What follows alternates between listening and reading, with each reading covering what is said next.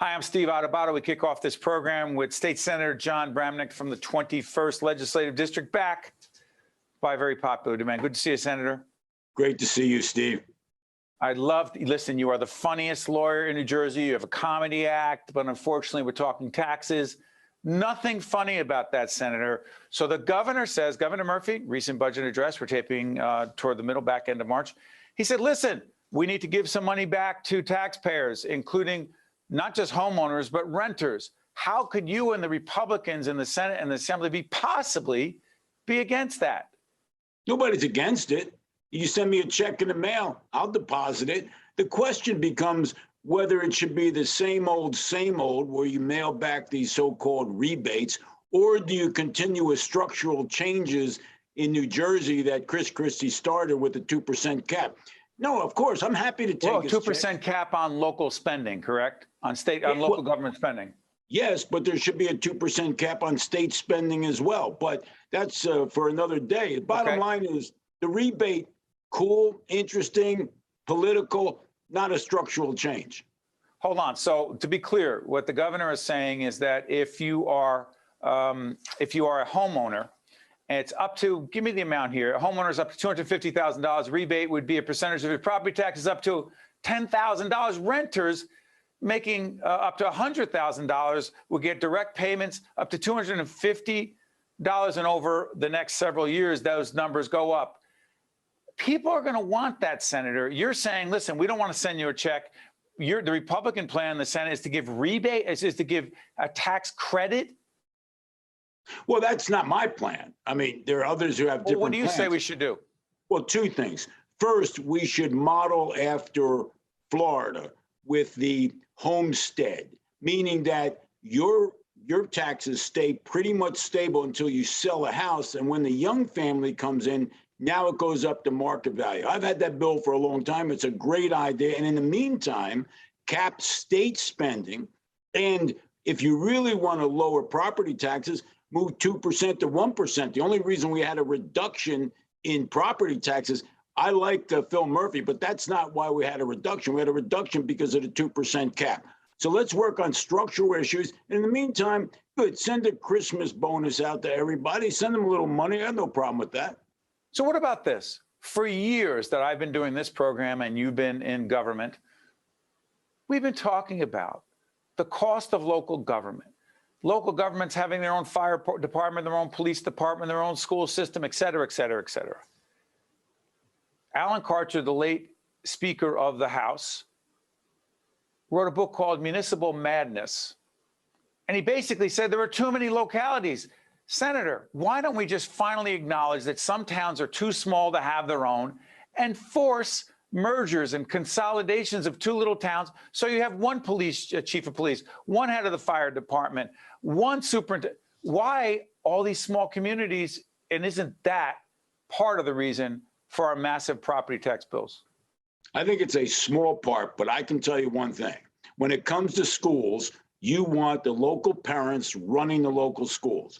So if you start doing the Jon Bramnick approach where you do county schools, let me tell you, you don't want government far away from where you are. I think the one thing people are willing to pay for are their schools. So if in Westfield, you start making that a county district, you're going to have a problem. So first and foremost, make sure parents run their schools. Sure, we can do some mergers of some towns, but leave the schools alone. And we're heading in that direction. And that's going to be the kiss of death for this state. You start opening up county schools, you're going to have a problem. Again, I'm not talking about county schools. I'm talking about two local communities who are very small merging together, not the county.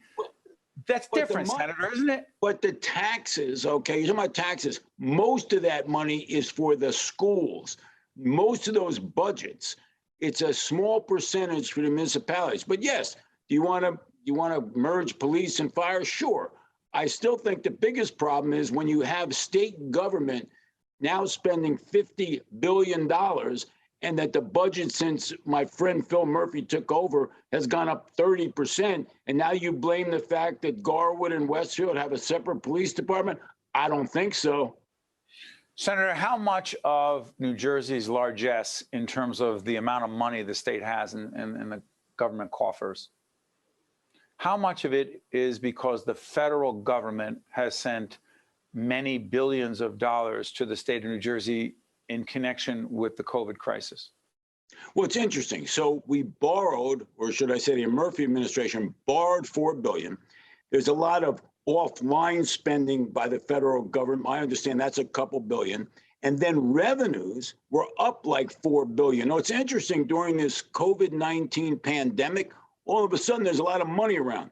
So I'm going to say there's about $8 billion more than we've had in the past.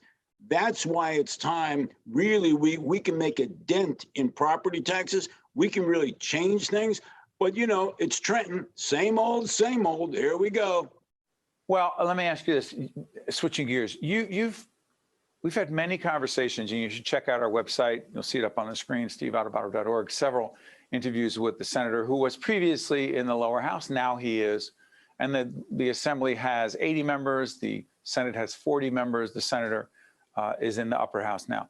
So he's been with us for years, different interviews. And I keep asking the same thing. I'm going to ask you again. As you see the chyron on the screen, democracy at a crossroads, here's my question to you.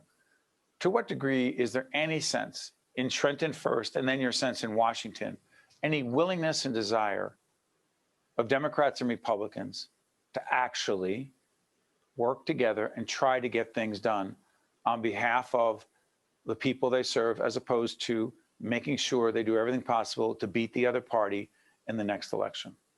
Well, it's such a great question, because I even listen to these cable stations where they scream at each other, right?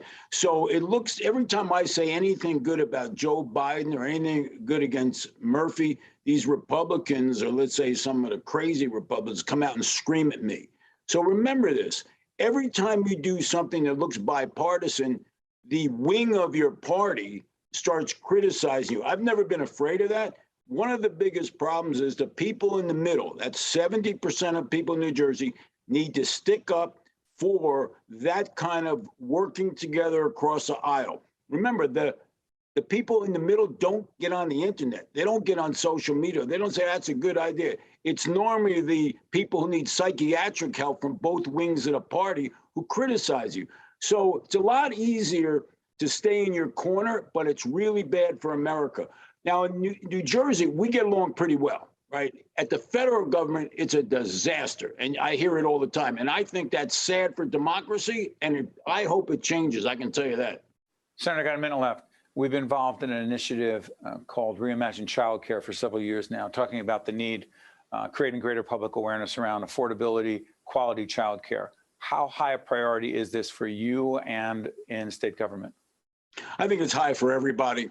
There's no denying that this is an important concept, and I think you're going to see bipartisan support for childcare and, you know, making sure kids get a good start. So there's nothing partisan about quality and affordable childcare? I hope not.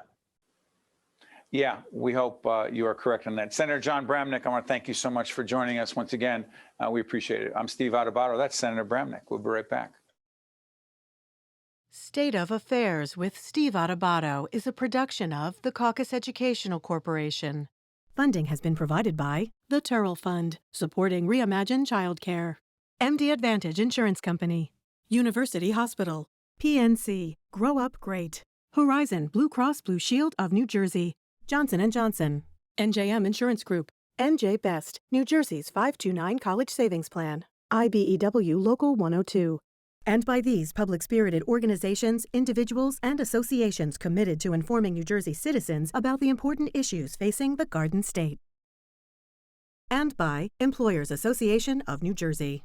Promotional support provided by NJ.com and by bestofNJ.com. New Jersey's early educators and childcare providers are more than twice as likely to live below the poverty line versus the general workforce.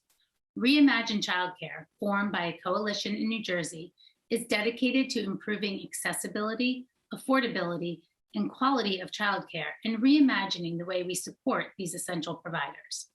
Learn more by visiting reimaginechildcare.org.